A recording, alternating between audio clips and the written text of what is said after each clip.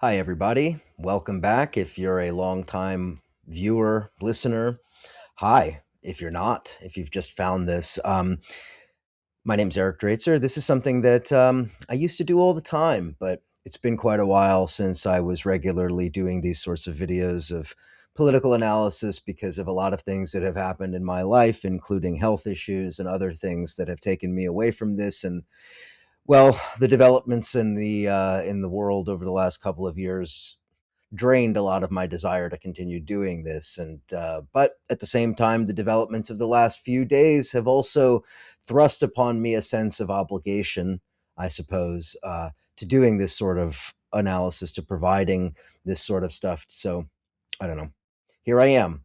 We'll see how long I'm able to continue to sustain the energy required to do this sort of work. But for now, at least, let's get into it. So if you're finding me somewhere on YouTube, subscribe. If you're on my Patreon, thank you so much for all the support. I don't know why you've been supporting me all this time that I haven't been able to do anything, but hopefully I can get back on track. We'll see. Anyway, I suppose that's enough of the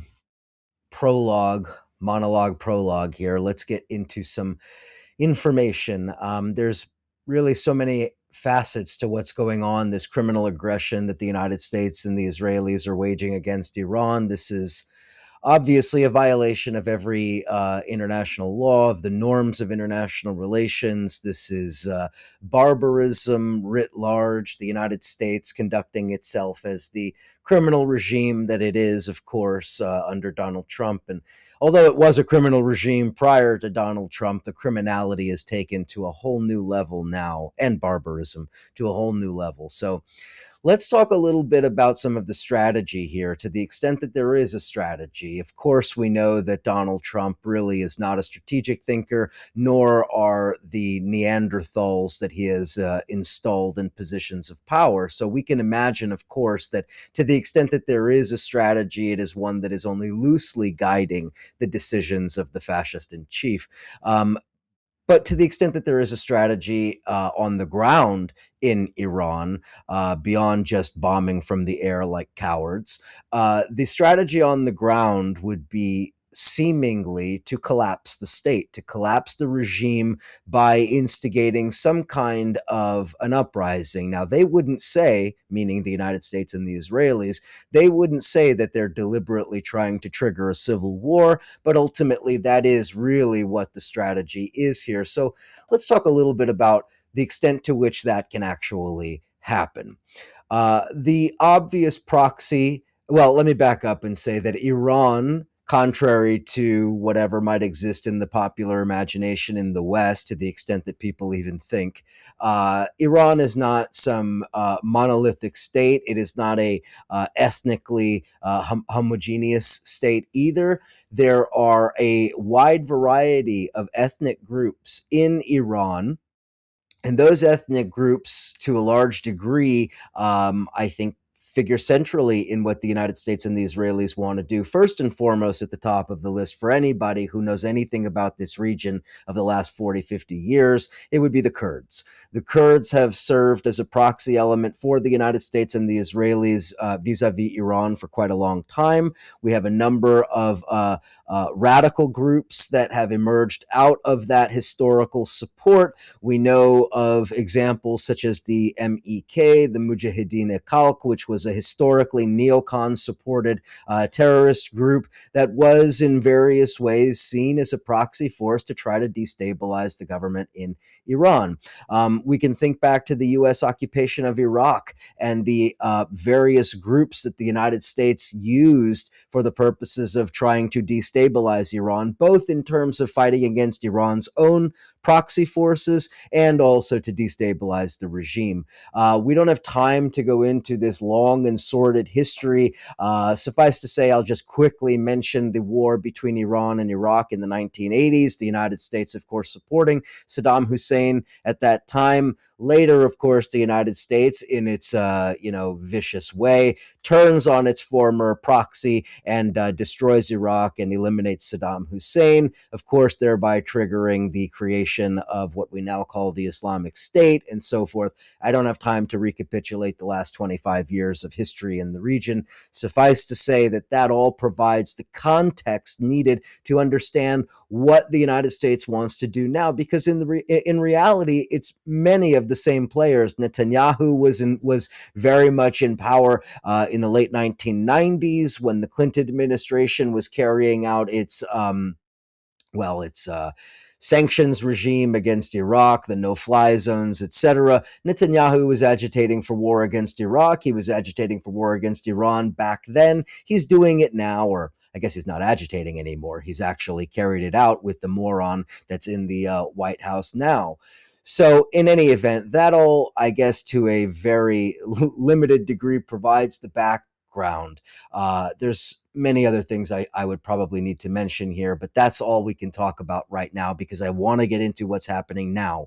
Right now, the United States and the Israelis are carrying out the aerial bombardment. They all understand. Every strategist understands, from the most basic to the most advanced, that you are never going to be able to conduct a proper regime change, especially in a country as large and diverse as Iran, without ground troops. It's just not possible. You could bombard them from the air all you want. You can degrade their defenses. You can degrade their abilities, but you're not going to be able to depose the government. You could assassinate a leader, but you're not going to be able to change the regime, to fundamentally alter the character of the state without actually sending in ground troops. But of course, the United States and Trump specifically, at least to this point, they don't have the stomach for it. Now, that may change. I think they're going to be confronted with certain realities that are going to force Trump to send in the ground troops. And I think it's probably going to happen on a medium timescale. I would be surprised if he doesn't send in ground troops in the next 4 weeks. But be that as it may, that is the reality. Is the United States going to send in its own military forces, ground troops? Probably at some point once they realize they don't have any other option. But for now, they seem to be posturing as if they want to send in proxy forces. So, what are those proxy forces? I already mentioned, first and foremost, the Kurds and that whole history. But the Kurds are not the only one. If you look at the map of Iran, and you look at the ethnic map, which I have hopefully in post-editing of this video figured out how to insert into this video. But if you look at the map, you see that the Kurds in the northwest, the Kurds in the northeast represent one potential vector, one potential force that the United States can employ. On the other group in the north that you would need to be concerned with are the ethnic Azeris, right? Azerbaijan, of course, is immediately to the north. Azerbaijan has already indicated that they hold the Iranians responsible for this missile attack on their exclave, which is part of a broader conflict with Armenia. The Azerbaijan is already making noises that they want to retaliate against the Iranians. But of course, Azerbaijan doesn't operate independently. Azerbaijan is closely linked with Israel and with the United States, Israel in particular, because it was Israeli hardware in the form of drones and weapons and other things that enabled Azerbaijan, backed by Turkey, and Turkey's drones and missiles and so forth, that enabled Azerbaijan to win its war against Armenia and to seize control of Nagorno-Karabakh. Now, the Azeri ethnic group is a major ethnic group in Iran. So could the Azeris form some kind of a proxy force? Is there an ability for the United States to mobilize Azeris? The answer to that is absolutely not.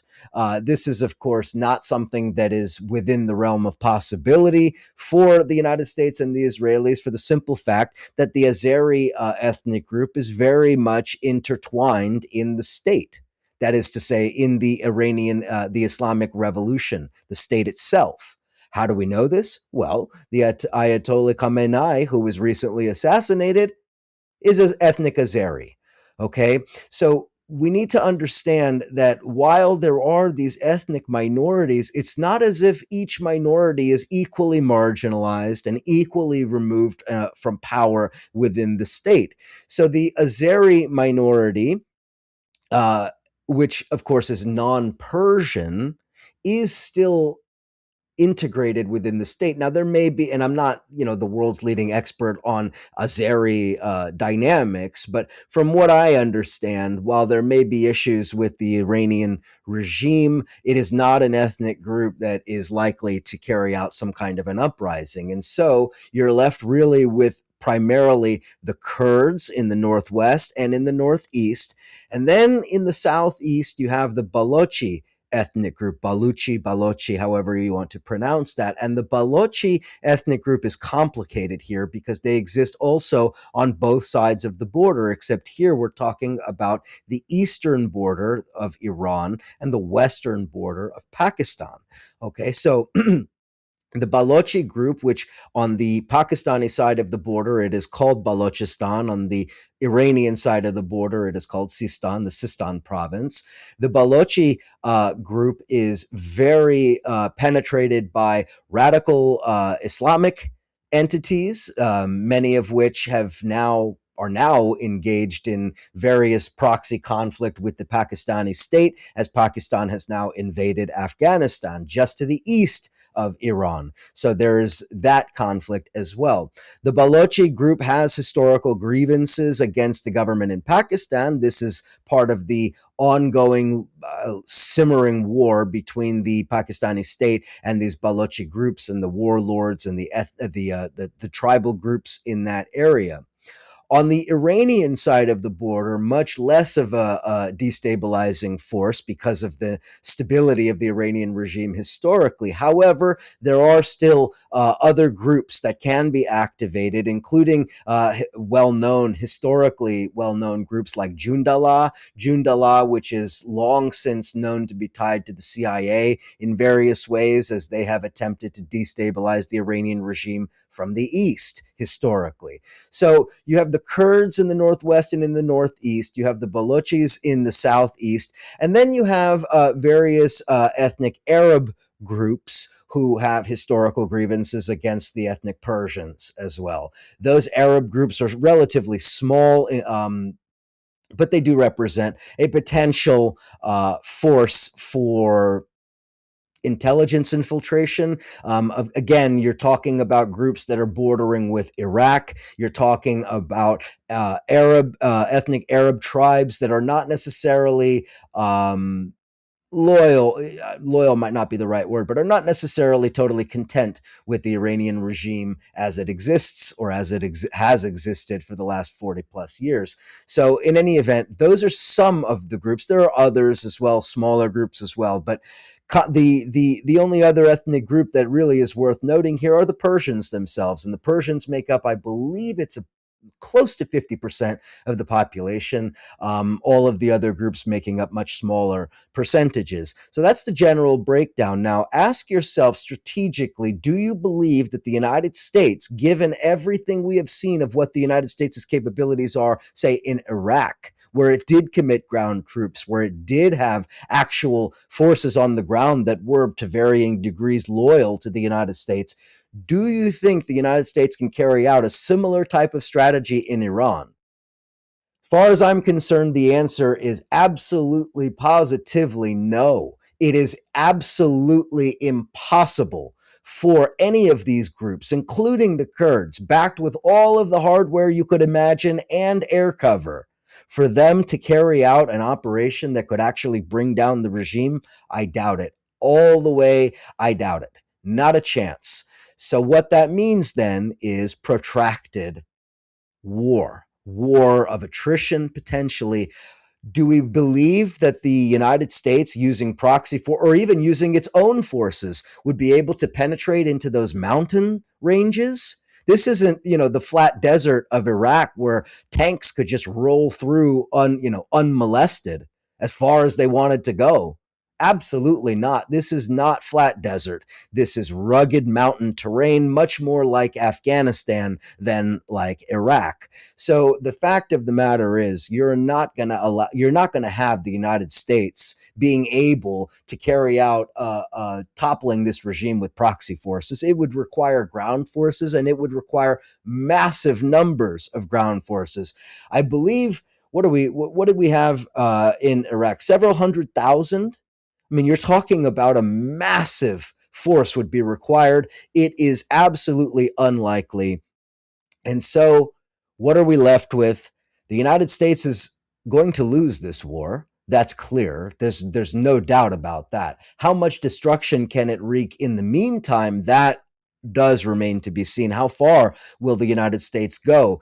Just to put a little point on this, I'm already at 15 minutes. Just to put a little point on this, the United States seem under Donald Trump at least has doesn't even pay lip service to the idea of international norms, as we saw with the United States torpedoing an Iranian military vessel in international waters. That vessel wasn't even part of any combat operation, was returning from a demonstration.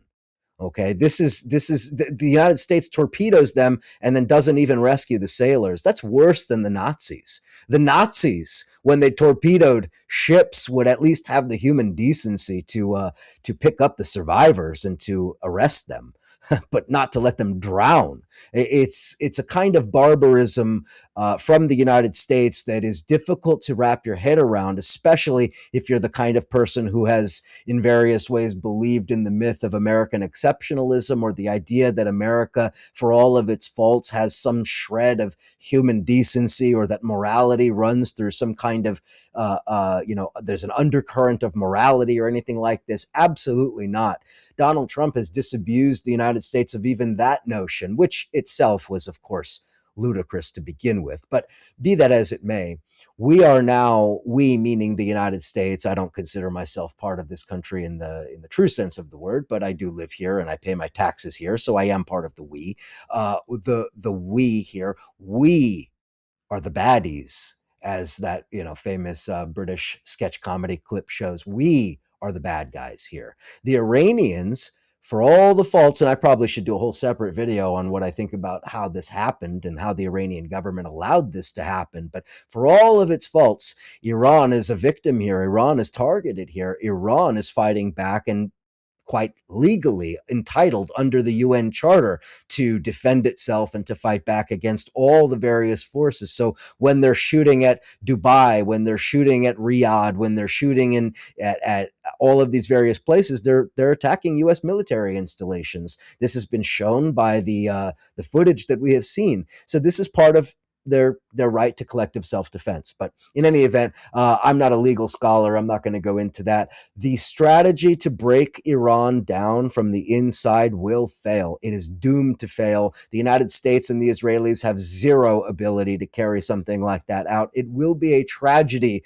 of epic proportions when Iran is forced to confront a sort of failed civil war scenario, because that could lead to all kinds of unpredictable outcomes, including what is quite likely to be new leadership, even more unwilling to negotiate with the United States and the Israelis. This is a long-term conflict that's not going to end anytime soon. You and I will be paying for it in the form of inflation, in the form of gas prices, in the form of every other ripple effect of this war. I will do other videos to talk about who are some of the winners in this war, who are some of the losers. But for now, I'll leave it there.